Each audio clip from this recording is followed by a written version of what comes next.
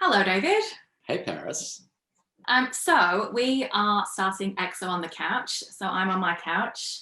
David's on his couch. I can see a little puppy there as well in the background. Yeah, this is Benito. Benito.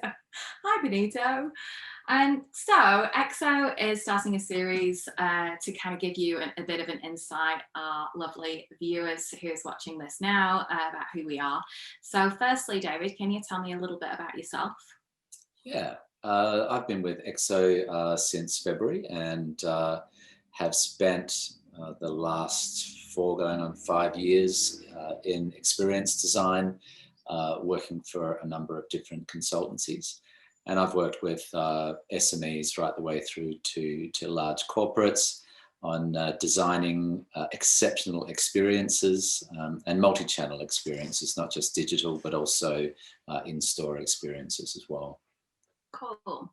And I'm Paris. I am the brand new marketing manager for EXO.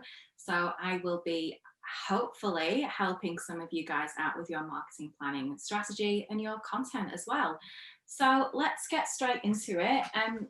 We are going to set up these sessions to have like a bit of a rant or a rave. So David, are you ranting or raving this morning?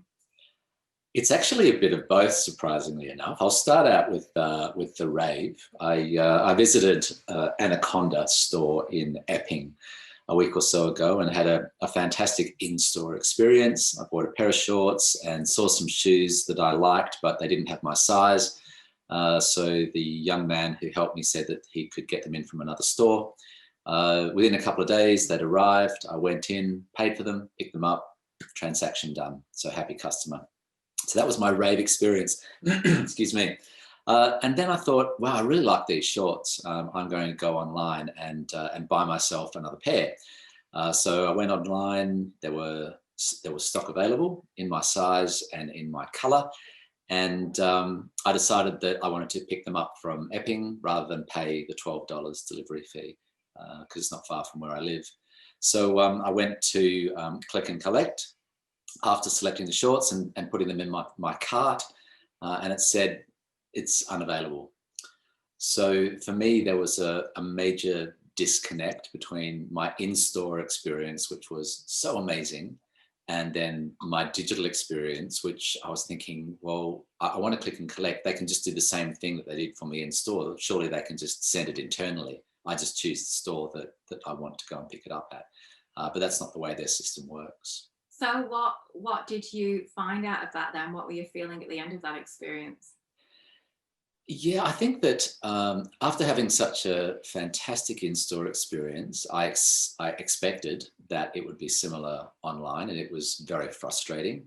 My decision was then, do I just pay the $12 delivery fee and be done with it? And because I'd had a bad experience, I'm thinking, no, I don't want to do that.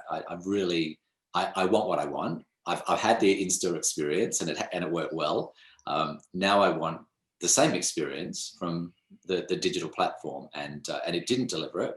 And I still don't have the pair of shorts that I want. And it's obviously still frustrating me because I do want them.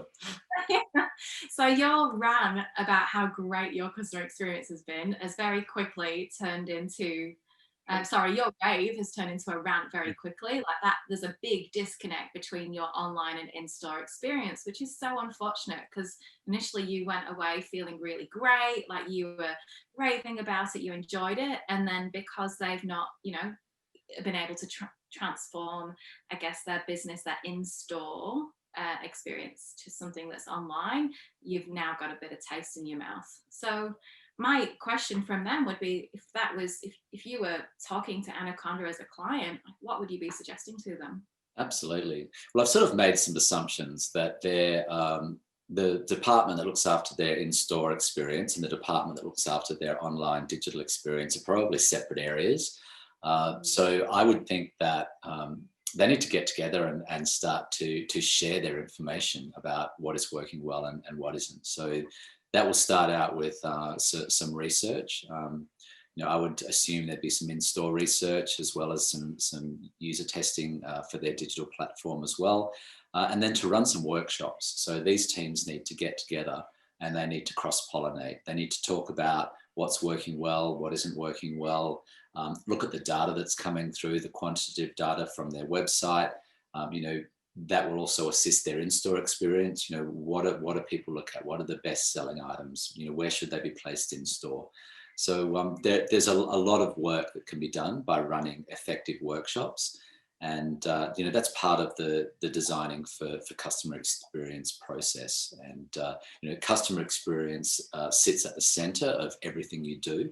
And I think that, you know, Anaconda as an organization is very customer focused. And I'm sure that both teams, digital and in-store, are very customer focused.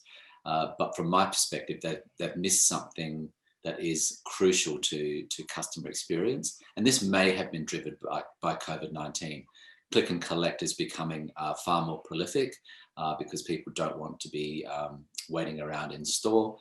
So there's definitely an opportunity for them to improve the experience.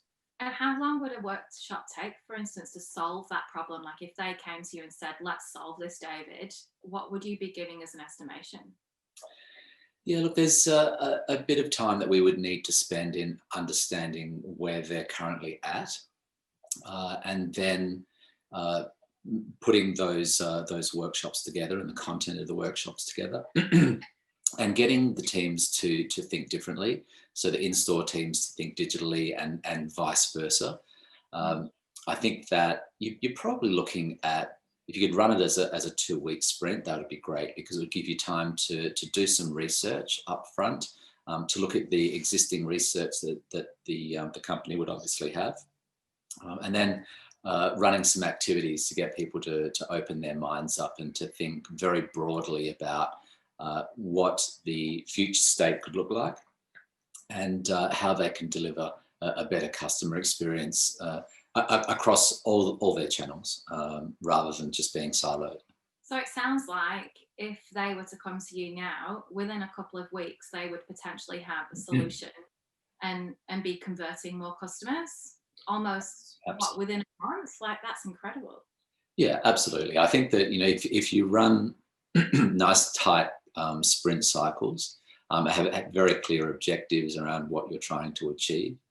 So by the end of the first sprint, it could be that you're looking for recommendations on how the online experience could change.